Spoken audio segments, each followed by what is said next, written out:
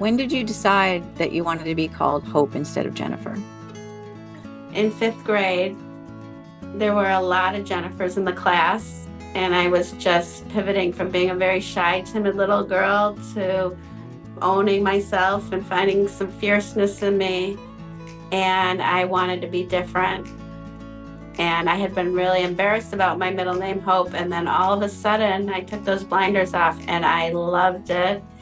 And I worked really hard to get everybody to change to Hope. It took a lot of years, and now only a handful of people even know that I was Jennifer. And at 18, my dad went with me and we legally changed it. I love it. Yeah. And then when I got married, I took my maiden name as my middle name. So I lost my birth name completely. And now I'm Hope Lutz Firsel. So much of life is about the people you meet. Many of the people that we meet in life seem to be coming around just by happenstance, but I believe there is more to it. There are bigger forces at work.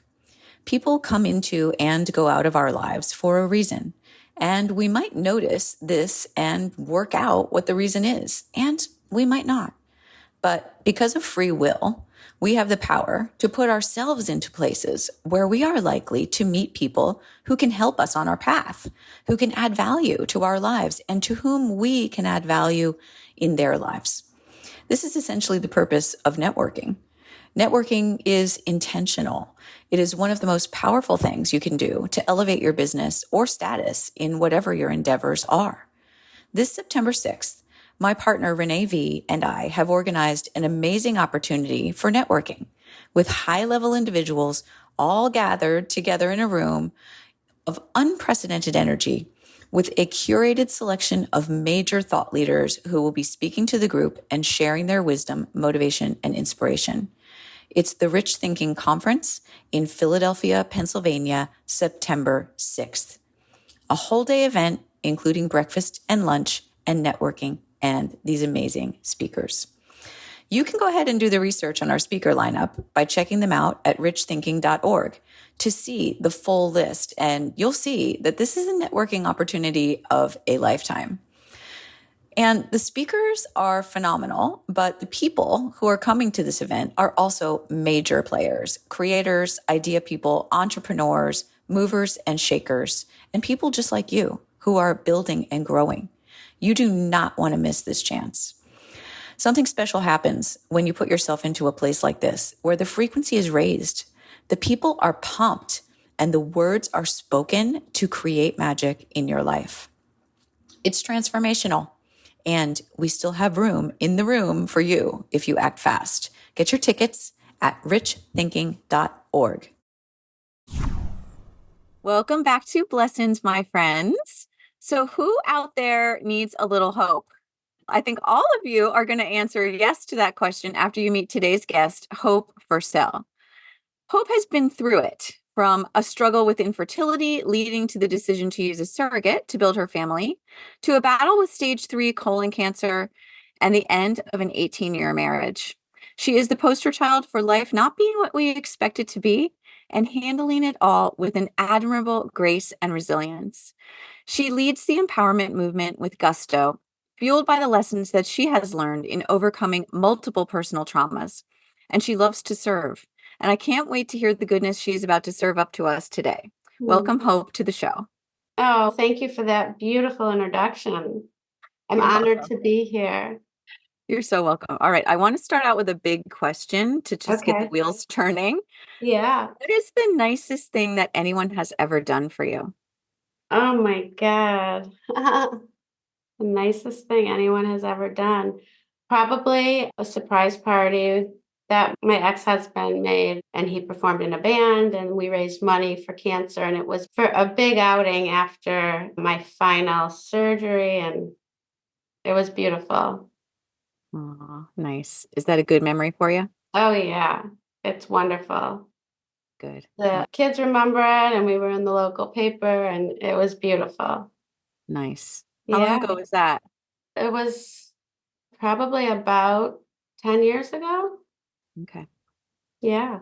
Isn't it nice when you can hold on to good memories, even if they have to do with a time of your life that's changed from Yeah, especially a divorce? I can relate to that as a divorced person myself. And we'll definitely talk about that because I want beautiful. to talk to you a little bit about your divorce experience and for helping other women who have gone through Yeah, that time. I All love right. to So, talk about it. yeah, great. I think it's important to talk about it. And I don't think enough people, we tend to complain or commiserate about divorce and rather than to focus on how a change of experience is actually a lot of times opening a new door for us and Yes, it is. allowing us to step into a part of ourselves that we might not have gotten to know if we had stayed in that marriage. 100%. Absolutely. It's all learnings and It getting is. reconnected with our inner self. Yes. All right, we'll get into that. So can you just tell us a little bit about your background? Where were you born?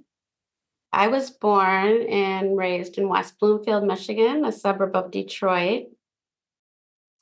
My grandfather came from Europe, and we were in Detroit, and my family's still in Detroit, and very proud of it. I've never been to that part of the country. Can you just talk a little bit about what it was like growing up in Detroit and how it was when you were growing up? Yeah, it's actually doing beautifully. It's had repurpose and exceptional entrepreneurs have recreated the city. I'm very proud. My brothers renovated and developed some of the city as well, and we're really proud of where we are today. Growing up, my family had all gone to Mumford and Detroit, and they really fled out in the late 60s when there were race riots and a lot of unrest, and it happened fairly quickly. So my family is in the outskirts and didn't go to Detroit very much. We would go to see the theater sometimes. They would show me where they grew up, but it was locking the doors. We were scared. You didn't walk around. Today, it's quite different. It's beautiful, and the downtown is thriving. There's still areas that you have to be cautious of, but this was a frightening time. And we would drive my grandpa, and he would cry. Yeah. So it's been beautiful to watch the rebirth. I Yeah. love that. That is beautiful to watch it come back like that. And And where I'm from, the suburbs is just quite amazing. I grew up on a very small lake. That's where I learned my left and right and knew everyone on the water and spent most of my days in the summer water skiing and being with the family, having a picnic on our boat. It was quite beautiful, a beautiful upbringing. And I love the Midwest. I went to college in the Midwest and I raised my family for and started my marriage in Chicago for 20 years. So, wow, all right. yeah. Midwest girl. I am. That has just relocated to Florida, as you can see. All right, we'll get into that too. When you look back at your early life growing up as a little girl, is there a significant story that you think is something that contributed to your values today? The story that I think of is when my great grandma passed away and watching the day where the news came and my mom grieving and her mom, my grandma. It was the first time I realized in that moment that life is not in this form in any event forever. And it had a significant impact on me watching, thinking to myself, that is her grandma, that is her mom, and watching them grieve and using our traditions and our customs to help get through it successfully. So how old were you when that happened? I was in third grade, so I was about 9. Okay. And what were some of the customs? What things did you do to help you get through it? We're Jewish, so we sat Shiva at my home, which means that we had friends and family over and said a prayer at night. And we did that for 5 days. And I remember the gathering, how much love it brought, and how we would be laughing and enjoying each other and watching my mom and my grandma cry and then laugh and have other people around them and telling stories. And that was healing. And it really impacted me in understanding how precious life is and what you leave behind is the love that everyone feels when they think about you. Yeah. I was married to a Jewish man for a long time, and I've been to many Jewish funerals. And I was raised in the Protestant religion, and I feel like there's a real beauty to the way that the Jewish faith celebrates life in the process of grieving a death. And Mhm. I just remember that stood out to me too, is that there was a lot of emotion. People were not afraid, in my experience, with those funerals to show their emotion. Like, it was a big Yeah. part of the ritual. Yes. Yeah. And I suppose I'm glad you asked the question because it showcases to me that I've always found love from community, and we share ourselves in an intimate setting with people we trust and people that were part of the story. So there's grace to it. And being vulnerable and sharing and exposing those feelings is part of our humanity. I think it's so helpful in the grieving process to get it started that way, to start it out with that feeling of immersion in Yeah. the experience. Because I can tell you, like, from losing my own mother, I didn't cry until much later. In that time when it was taking place, I didn't cry at all, Yeah. which is so strange. And I do think I don't know, it's probably part of what I was experiencing, the shock, but also part of what my feeling about what you were supposed to do at a funeral was. It's just Yeah. it's an interesting thing to think about, the grieving process, and how different families and different religions and different cultures, how they experience it, how they participate in it.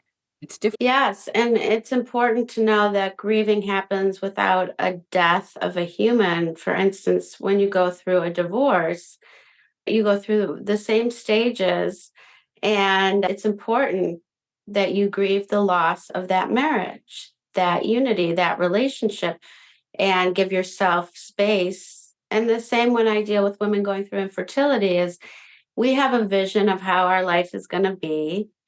And as a little girl, I had never thought my great grandma wouldn't be there. And so then to experience the end of it in that form, but to hold on to the memories is how I was raised. And I value that for all life experiences. Hmm. Yeah. And in the third grade, I think that's a time of life when you are generally realizing that mortality is a thing, that we are mortal beings. That I can Yeah. remember my children going through that, and it was a time from then and even up until the early teens when that can be very scary. So, do you remember how you felt about it then? Were you afraid? What was going on in your mind? I honestly do think that the way that my mom and grandma were so strong while still showing their pain allowed me to just understand that it is going to happen and see what is left behind, which is the way they talk about you. And I became really clear on that. Were you I thinking don't about it? remember being fearful. Okay. So, were you thinking about it in terms of losing other people that you love, or had you been considering that you yourself were going to die someday? I think at that point I did understand that I would die one day. Yeah. But you weren't afraid of that. I don't remember being afraid of that. No. Yeah. So that I is had a a lot time, of fears as a little girl, a lot of fears. I was very timid and shy.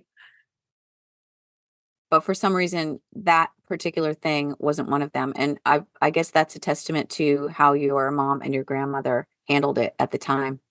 I think so. Yeah. So, what kinds of things were you afraid of then as a little girl? Oh, I was very scared of being called on in class. I had a learning disability that I outgrew and with maturity, and I have a master's from the London School of Economics. So I figured it out, but I was really behind in reading and writing in elementary around the same time that we're speaking of. And so the thought of being called to read and to showcase that to the classroom scared me a lot. And I was always scared of disappointing my parents, my dad in particular. I was intimidated by men at that age, and I liked to hide at that time, like behind my mom or my grandma. And I was timid, yeah, of the world, yeah. Interesting. As you started to get older and moved into the teen years, did you resolve some of that insecurity? Yeah, as I matured into about, it was fifth grade actually, where my birth name is Jennifer Hope. And in fifth grade, I came out of my shell. I became very confident and I became very social. And I also started getting really good grades. It was a transformation for sure. And at that time, I was not scared any longer of speaking out loud, of slowly sharing my opinion. And I definitely became very close with my father, as I still am today. It was a transformation. And it was really when I learned how to do well in school and I learned how to overcome areas that maybe weren't my strength by focusing on things that I could do well at. I got confidence and really enjoyed middle school and high school tremendously. How'd you get confidence? I think it was that my learning disability, I outgrew the learning disability and school clicked. And I also worked really hard. And I started to learn that if you work hard, you can make it happen. I worked hard and I was involved and on the POM team and part of the Honor Society and had a really awesome upbringing and learned to really exert myself, which I did. What was something really fun or something you'd love to share about your teen years? My teen years, I would probably talk about being on the pom pom team, doing the entertainment at the middle of the games, and being part of a team. Mm. I really enjoyed that. I enjoyed the commitment, I enjoyed the friendships, and working hard and keeping each other in line.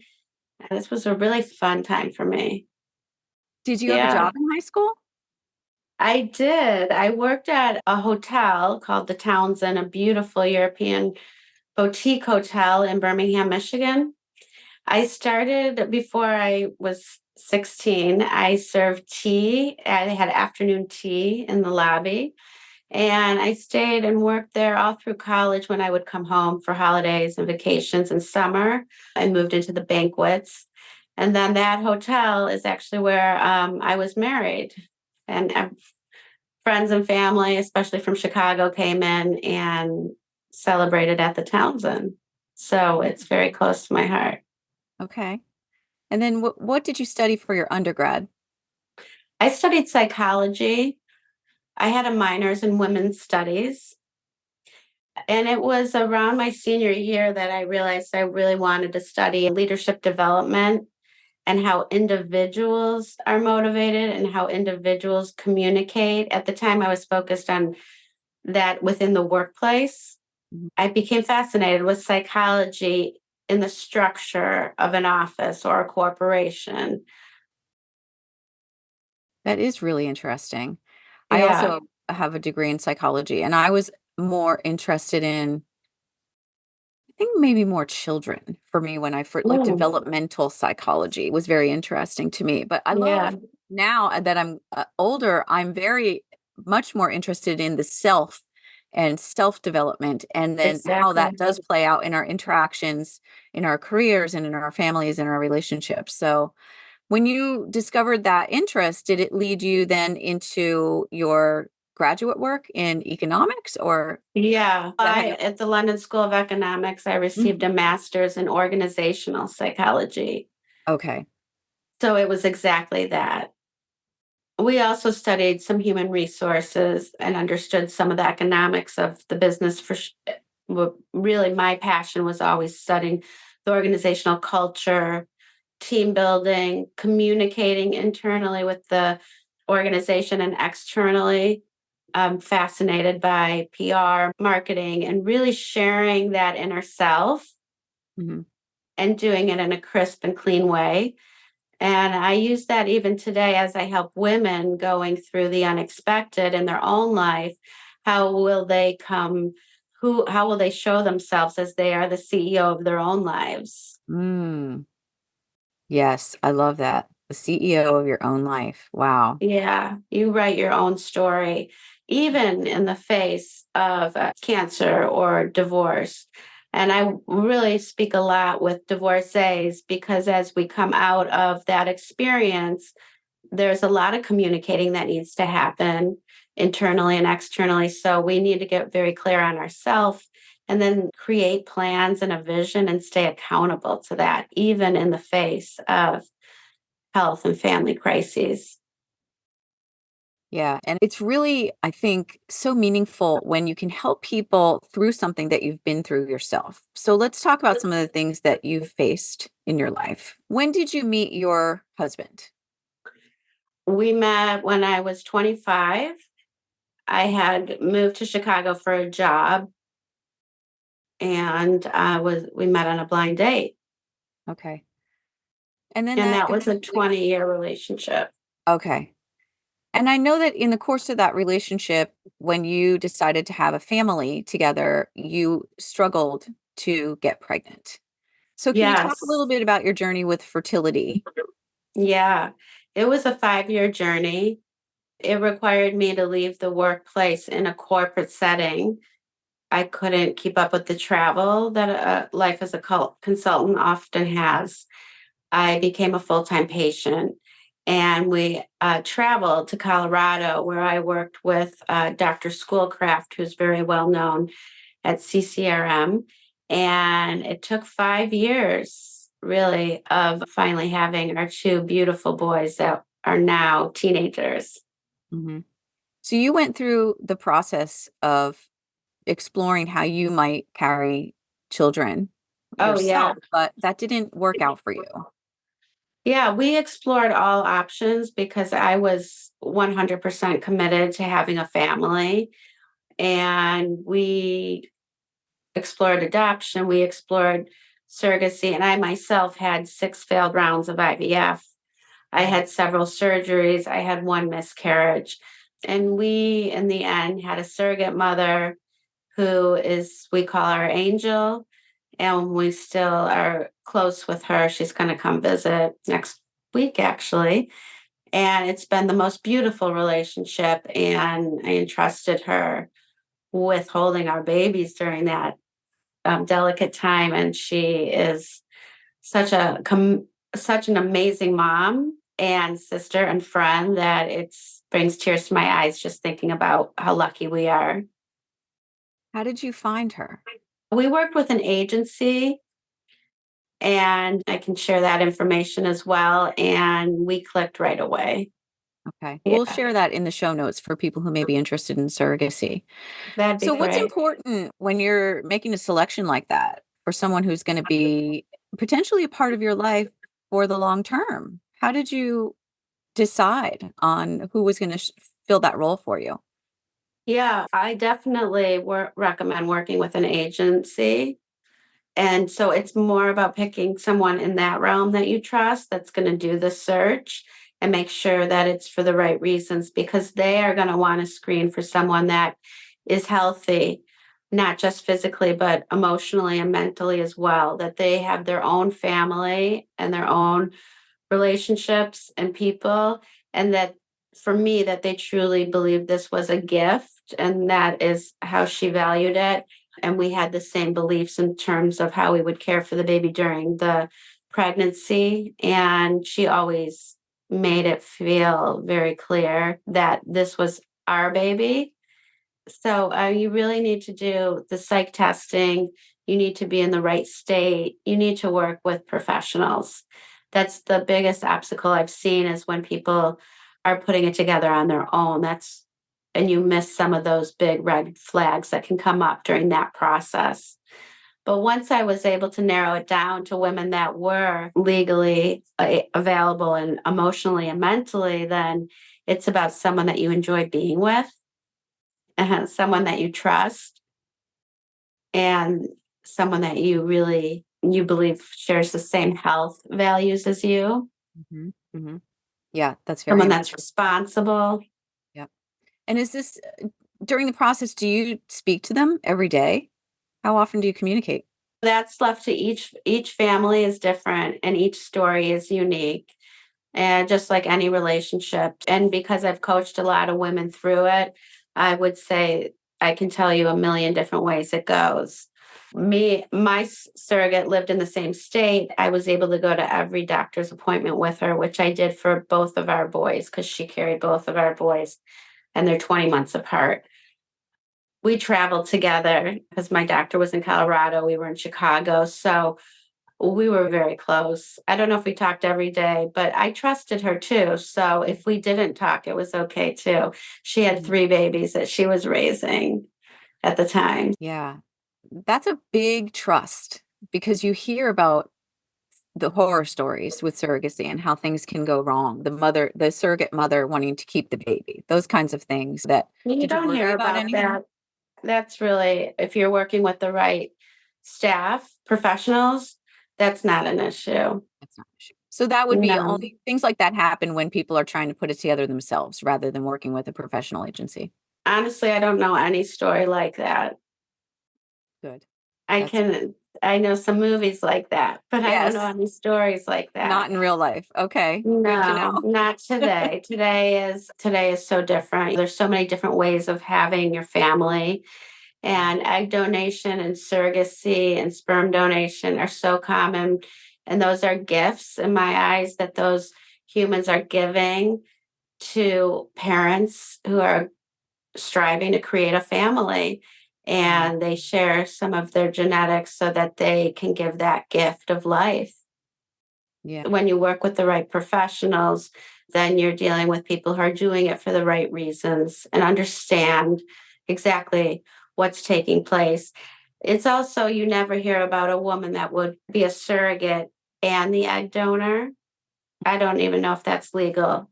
And my kids are teens now, so it's changed. But so genetically, a surrogate is not, that is not their own. So that helps with the emotional imagery that you may have. However, when a surrogate says goodbye at the hospital, it's a very emotional and following the birth, it's something not to be taken lightly. And having coaching for the surrogate and having their family and friends prepared to hold them is important. Yes, I imagine that would be very difficult. I think physically, but seeing us as she handed us the babies, I mean, she could never feel so fulfilled in her life. It is, it's a beautiful So gift to be able to give someone. yeah, and we were so close and knew so how I wanted this so bad for the 5 years, and she was with us through all of it. It was quite remarkable, and her It is. children came to the Oh, hospital, and it was a family affair.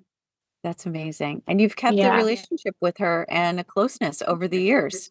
Yes, we have. That is very unique. I don't know many that have had this type of relationship, but I truly feel like she's my sister, and I've admired her in her own mothering, and her young adult children are so phenomenal Mm, that you welcome in that love. yeah. Yeah. We see her only about once a year, but her and I would sometimes sneak off and have lunch and meet up, and we are tremendously close. Aw, that's Yeah, beautiful.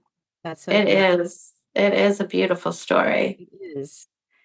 And that part of your story is really touching. It's just it's got such a good feeling about it. But I know that there have been other experiences in your life that have been difficult. And so, can we talk a little bit about your journey with cancer? Yes, certainly. When did that Um, begin? yeah, my boys, again with a surrogate, they were 18 months and 6 months. They were very young when I started to notice some blood in my stool and no family history. I was under 35. I was just busy with 2 babies. So perhaps at first thought it was my sleep and my eating or what have you. And I went to my internist at the time who did a quick exam and said it must be a hemorrhoid and sent me home. My mom was visiting as we lived in Chicago, and I mentioned the story in passing, not out of fear or concern. And my mom said right away she got chills. She had just read an article. She asked me some details about what I had seen in terms of color and said to me, will not leave town until you have a colonoscopy scheduled. So I went and called 10 different doctors at Northwestern, which was my hospital at the time. And most of the doctors were booked for 3 months. They would want to meet with me, but nobody wanted to schedule a colonoscopy. I finally, on the 11th call, got a doctor who said he'd do a sigmoidoscopy, which could be done in the office. And I went for that appointment, and he saw something and scheduled a colonoscopy right away. It was a Friday. On Monday, he called when I was at the park with my 2 babies. And that was his last day of work. He was retiring. I think he was 80 years old. And I was shocked, and told me that it was cancer. We went to the University of Chicago to have a resectioning, and it was very small, to remove it, which was a big surgery, however. And the biopsy results showed that it was stage 3, which was shocking because, again, it had been a very small tumor. So that required 12 months of chemotherapy. What And does that what does it mean when it's stage 3 for colon cancer? it Can you explain? it means that some of the lymph nodes, they had taken 20 lymph nodes around the tumor. And when they say the margins aren't clear, it means that some of those lymph nodes had precancerous cells in them, meaning they were on their way to another organ. There was a night where I had a scan that had shown something on my liver and I didn't know. Turns out it was a birthmark. So when you go through moments like that, thinking perhaps that it had gone to stage 4, you count your blessings when you know you have a fight to do. So I geared up and had chemotherapy with 2 boys under 2, living in the city away from my family in Michigan, although I had my in-laws and local family and friends. And that was by far the hardest experience of my life. Chemotherapy is like having the worst flu. I didn't really leave the home for about 10 months. And I just loved my kids and cuddled with my kids and really stayed home and was put through the ringer, particularly when your digestive system is off too. It just throws everything. I made it through 12 rounds.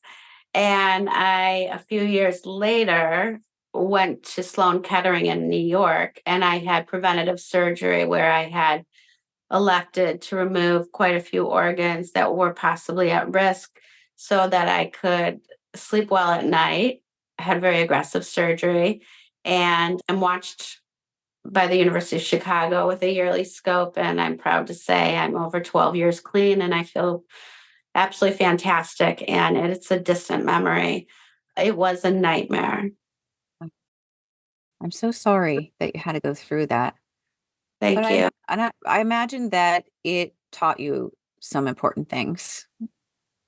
Yeah, I will say that as a patient, if you want to talk about how to be mindful, when your body has failed you or your body is fighting and sick, you're only left with your mind. And that's where I really began to start listening to guided meditations and mindfulness, and soaked up anything I could about how to talk to myself within my mind and to be the best patient I could be, or to be as centered as I could be with my children when I was feeling well and able to parent, or with my husband at that time. It was mindfulness. And when you're in a hospital room and it's dark and you can't get help like you immediately, Although I was lucky, my mom or my sister-in-law slept with me most nights of my hospital stays. It's time to go quiet in your mind and talk through whatever you're dealing with Hmm. Yeah. The and get connection silent. between the mind and healing is profound. And there's a lot of information about that, especially now that's coming through with the mind's ability to self-heal in the body and epigenetics and DNA reprogramming and things like this. This is actually becoming very mainstream thought. Yeah. And so it's And interesting to hear you were using it then. and it wasn't like the goal that I was always meditating on rejuvenating cells or getting rid of cancer, more so talking to myself as I'm laying in bed most of the day and everyone's at work or at nursery school and you're laying there and you're too sick to watch a TV or read a book. Mm. So it's about deep breaths. It's about talking to yourself in a calm, loving manner and having compassion and sometimes even making yourself laugh until you cry, but calming yourself. What would you say to yourself? What were some of the messages? Do you remember? A lot about focusing on my breath Mm. and then finding gratitude. Okay. I Mhm. feel like the room's spinning and I don't feel well. It's no, okay, I feel I'm here. I'm going to drink in a little bit. I'll get up in a little bit. I'm going to drink. And talking to yourself like you would your own sick child and talking to myself about gratitude. I put the word gratitude on my chemo bags. They say that you can change the molecules perhaps. And so I'm open to everything, but Yeah. also it was a sign to me that in the moment it was a gift. It was a gift that it was stage 3. It was a gift that I had lived near North Shore and the University of Chicago. It was a gift that I could afford to lay in that room for 8 hours all day and then afford to be able to I had to wear something at home for another 48 pumping. I also had a wonderful home care nurse that came in, and I will say the right care can change everything as well. She came into my bedroom and lifted the shades and sat me up and taught me how to give myself saline solution through my port. And that helped so much with the dehydration. And I Mm. remember saying, I can't do that. No one will be home. How am I going to hook all that up? And she would say to me, I have 90-year-olds that are doing this. This is not hard. This will take a minute. It's just we have to learn how to do it. And I became self-sufficient. Mm. And she said, you're like a flower that needs water and light. Yes. And yeah, so you have to care for yourself like you do other living things. Yeah. I think it's interesting that this experience came into your life and that you talked earlier about your significant memory being one where you were faced with mortality. And so that Yeah. pattern has repeated itself. And that's Yeah. very, very interesting. Have you ever made that connection or wondered about that? No, just through this call, really. Yeah. It's Yeah, interesting. no, it's profound. The truth is, we're all going to die. And who are you going to be today?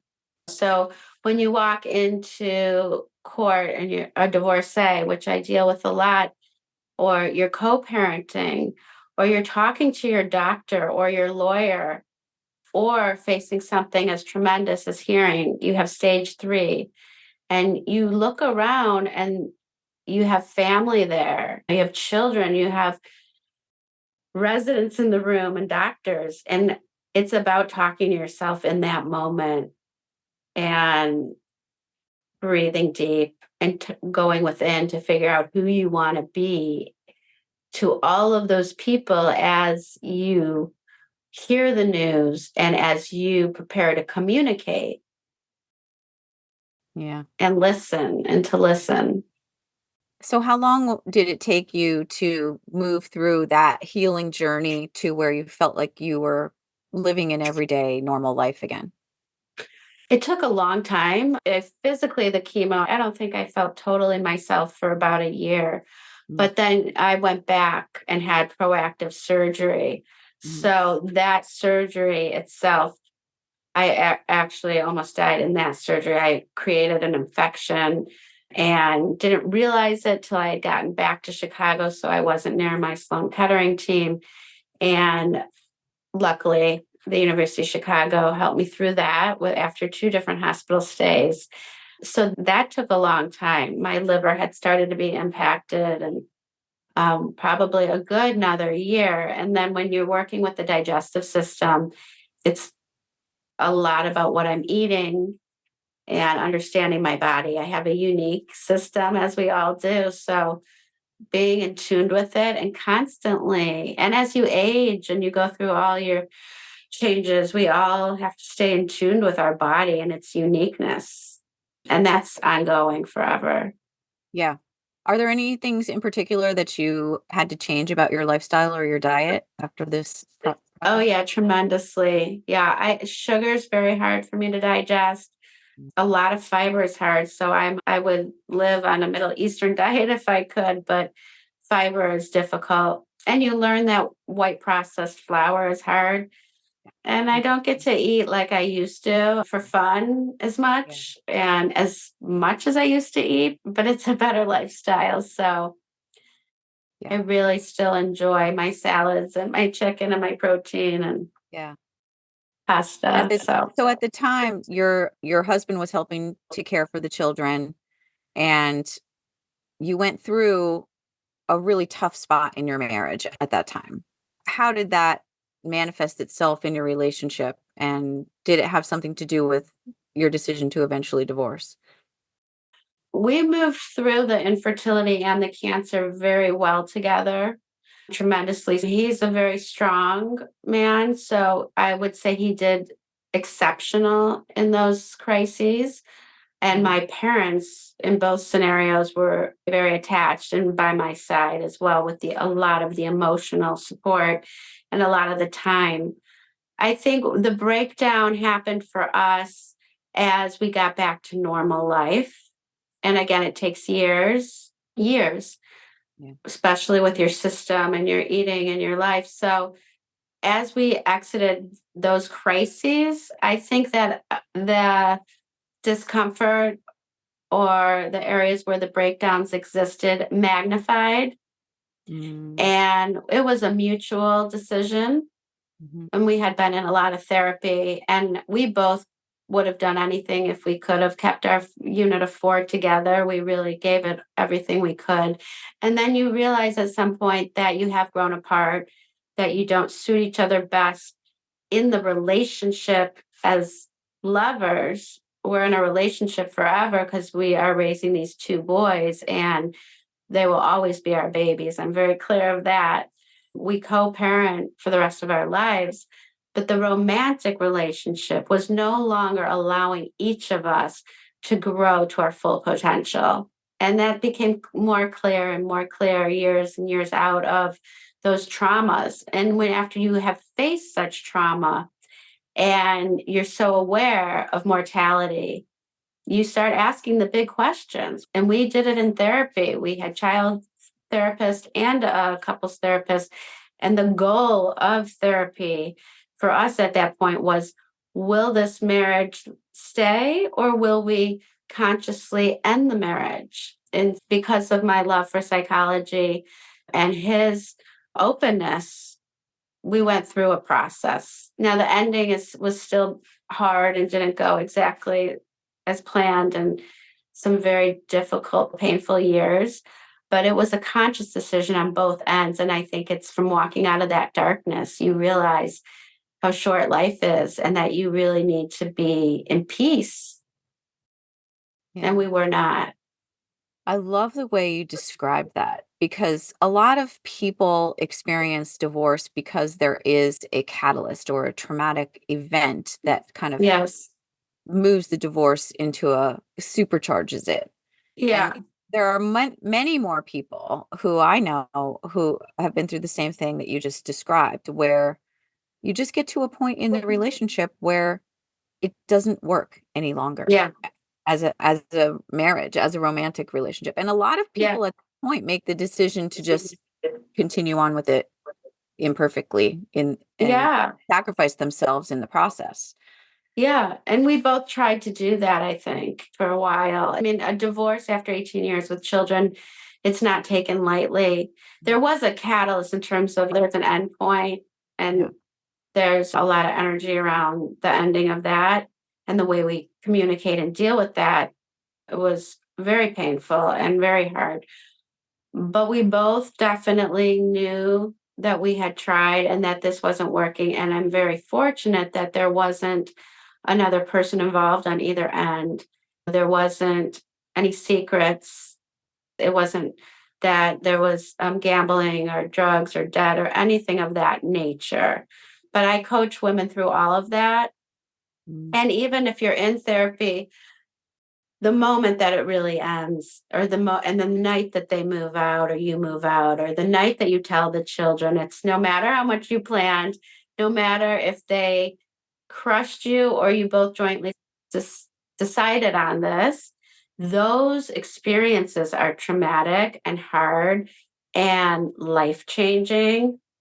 And it's in those moments that by working with a life coach, I'm able to prepare my clients so that they're strong and stable and internally stable, Mm. at least to the best they can.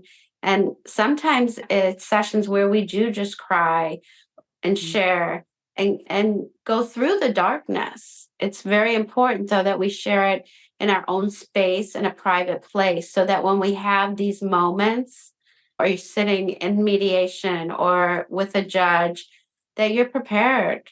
The Mhm. children are watching, your lawyer's watching, your ex is watching, and your inner self is watching.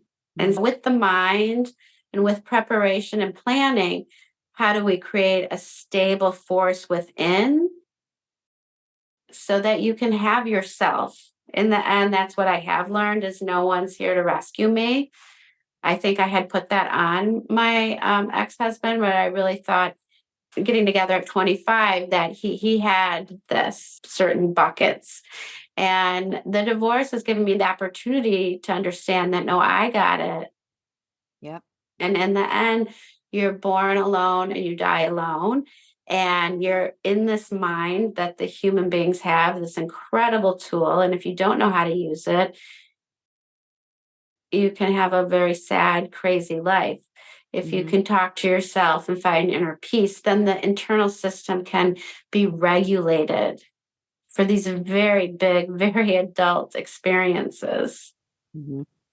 Yes. Wow. It's really profound. And I love the way you're talking about it because I definitely fell into that trap myself where I spent a lot of years relying on someone else to take care of me.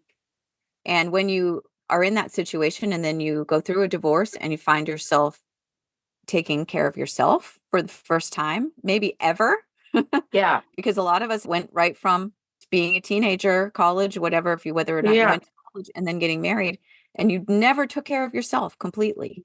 That was Yeah. definitely the case for me. How was that for you?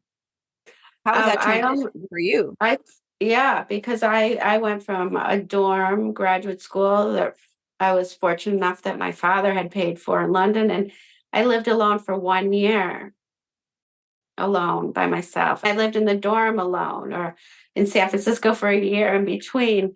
But this is the first time in my life that I certainly I've kept a home. Mhm, And that's mhm. a very big undertaking. Yep. Particularly, my ex-husband's very good with budgets and numbers and systems. And he enjoyed having control over that because he's very meticulous.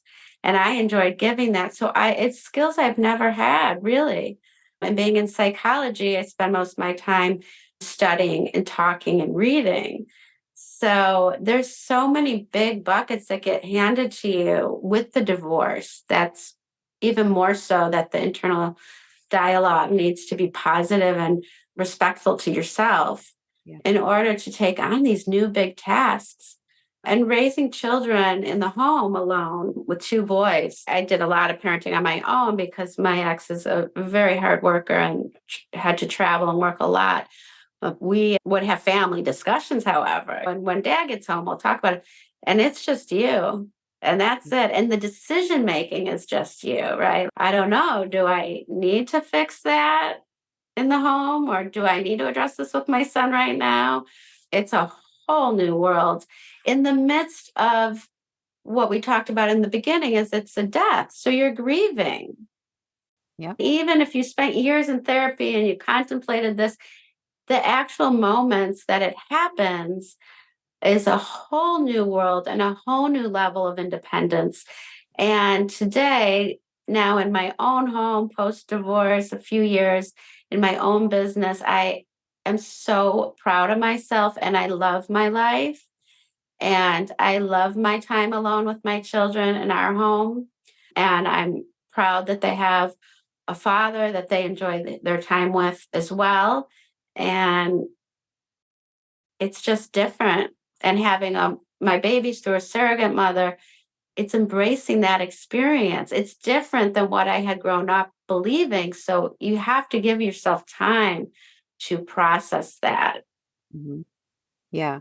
Things happen in a way that we can't even imagine that they will. So planning Exactly. sometimes is like a futile exercise. It's like Yeah. everything goes out the window when life starts to happen. Yeah. Uh, And I was such a planner. uh, And I think that I got so much confidence in middle school and high school and graduate school by checking off the box, or at work. And even in my getting married and starting the family, I was so focused on achieving. And mhm. oh, when I get that, I'm good. When I get that, and planning ahead, and what I learned, particularly from cancer and divorce, you just can't plan. And if you don't plan it, I promise it can be better than you ever dreamed. You can't even dream how beautiful it can be. That's So right. taking those blinders off Yeah. and embracing what is, Yeah. it's the Who key to life. I know, it's so true. And so who is it that you can be now personally that you couldn't have been if these things hadn't happened to you? Mindful in the moment. It's this notion that someday or I will. It's about being mindful in the moment. I learned that. I learned to stop planning, have visions, have dreams, but manifest in the moment and live as if it is today and live how you want to feel. So if I can talk to myself through the day of chemotherapy when I'm there and actually leave with some gratitude, then I can do anything. That's what I remember the night that my ex-husband moved out and me and the kids at the home that night. And I remember talking to myself saying, okay, you got through the cancer, you can get through this. You got through that, you can get through this, and taking it in that moment, having to take it day by day, step by step. Yeah. And that's why I love coaching.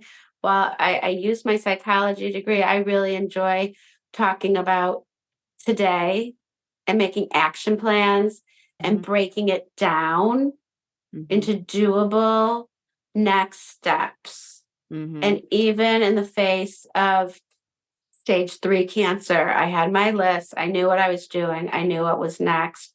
And that's how it can be through any horrible situation. You have a little hope and you make plans and you stay accountable. Yes. And I love your idea of planning things out in doable increments. And I've heard this before. If you think that you're facing something you can't get through, let's say it's something that's going to take you an hour, and then you can just think to yourself, all right, I can be great. I can do this for a few minutes, and then I can do it for another few minutes. And just Yeah. breaking it down so that you can get through that whole hour by chunking it up. Yes. And having compassion for yourself in between. I recently did training with rapid resolution therapy. And I Mm, love how Dr. Conley talks about understanding where the breakdown went in the brain, where we created a synapses that is not serving us. And then to have compassion for ourselves. Oh, wow. Not I only did that for 10 minutes today. No, wow, you did that for 10 minutes. And have compassion for why you didn't do it for 10 straight hours. Okay, this experience from my past or this skill that I'm not great at, no wonder it was painful or hard and I only got 10 minutes. I got 10 minutes. So Yep. compassion and self-praise and self-love are so important. Yes. I Yes. also really learned from my cancer journey that we are great the way we are if you just get up and you're breathing. You don't need to prove yourself to the world or to yourself. It is your human right. Your heart is beating. That is a miracle. You're breathing. Your eyes are going up and down. You have people in your life that you can reach out to. You have strangers that you meet that you can give a smile to. It's all miraculous. It's all a miracle. Yep. Yes, it is. It sure is. Are there any other big lessons that you want to share with us from all of your experiences? The biggest one is that I've learned love, anger, hatred. The best we can do to let that go because that toxic mannerisms, thoughts, behavior, they don't allow the world to blossom. And so, really, to have love in the moment and in the miracles, in the color of the sky, that really finding compassion and self love, I truly know is what would change the world. Yeah. And what are the things you're most grateful for? What are your blessings? I'm really grateful that my parents are alive today and living near me in Boca for the winter. And my two boys are my biggest miracle and blessing. And they fill me up every single day. Oh, that's wonderful. And if you had to say with one word, what is the most important thing in life? What would it be? Family and friends, people, Yeah. your people, whoever your people are. Right. When did you decide that you wanted to be called Hope instead of Jennifer?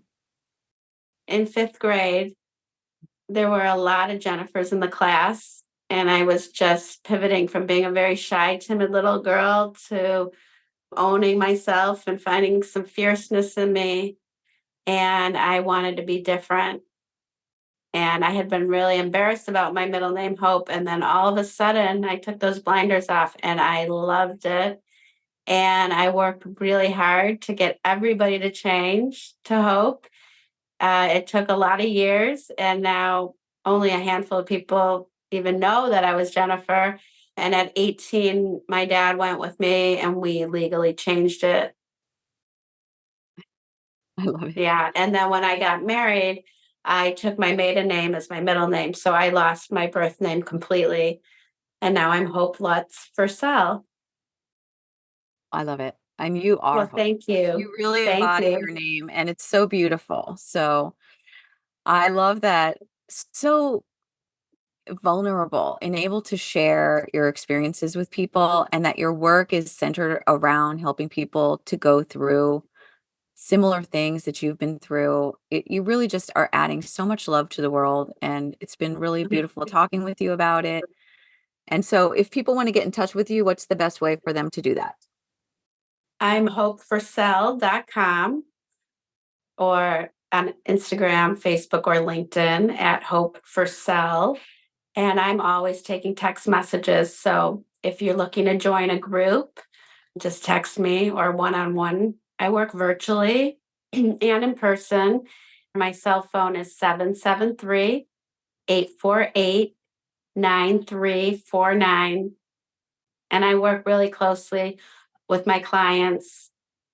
So we use text and we FaceTime during our sessions.